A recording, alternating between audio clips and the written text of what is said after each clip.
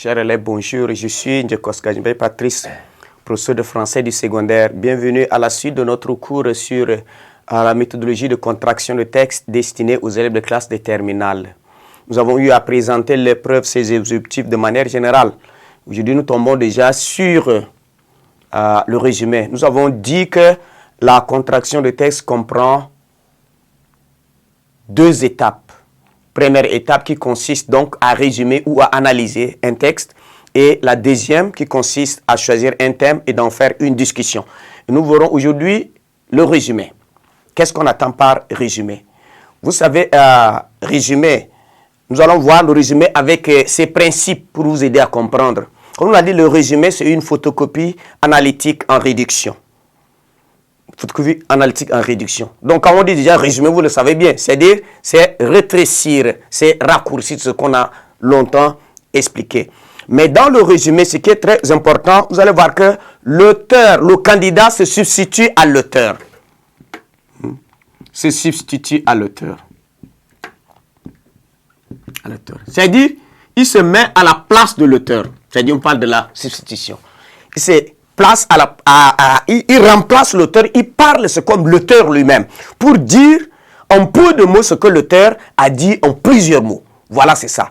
Et donc, le résumé se fait en un seul paragraphe, dans lequel les différentes idées s'enchaînent au moyen des transitions et des connecteurs logiques en obéissant aux trois principes suivants. Style, fidélité et clarté. C'est ce qu'on va voir. Quand on parle des styles ici, c'est-à-dire que dans les styles, il faut éviter. Il faut donc éviter style lourd. Voilà, c'est ça. Éviter consiste donc à être concis.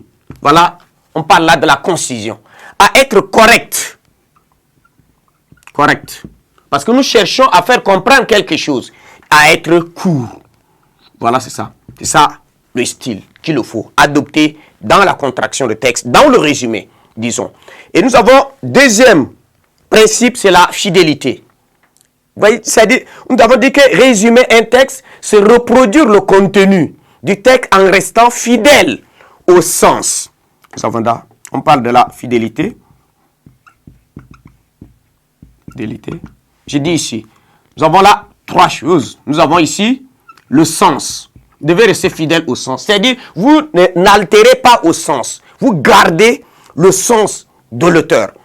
Deuxièmement, ici, c'est le système d'énonciation.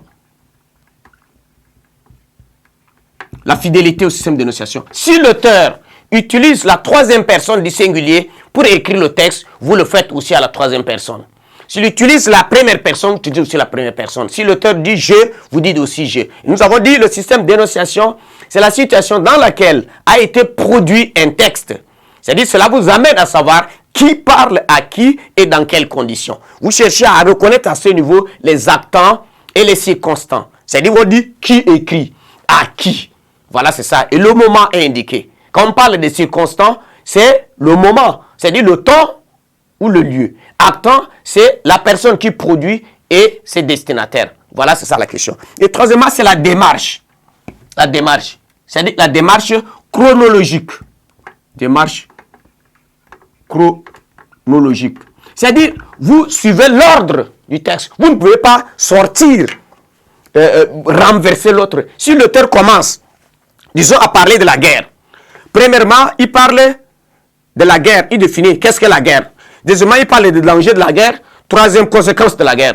Et vous devez aussi résumer de la même manière. Vous ne devez pas parler de la conséquence de la guerre avant de parler du cause de la guerre. Donc, vous suivez là, c'est ça, la structuration que vous devez chercher à voir. Donc, vous devez garder le système de notation, ce qui est très important. Le candidat le redit en ses propres termes, sans commentaire, ni citation, ni jugement de valeur personnelle, et aussi sans prendre de distance. Vous restez là-dedans. Et la clarté ici vous amène donc à présenter des idées de manière très claire, en suivant le fil de développement et le raisonnement de l'auteur. Voilà, c'est ça, les principes du résumé que vous devez le faire par opposition à l'analyse qu'on verra tout à l'heure qui s'écarte un peu. Et le résumé, vous devez comprendre que se fait au quart. Le résumé se fait au quart. On ne prend pas le texte, on ne divise pas en 4. Non, c'est à ce niveau. C'est en fonction des idées qu'on essaie de le faire. Donc nous verrons là la démarche qui va vous aider donc à pouvoir réduire à ce niveau. Merci de votre attention.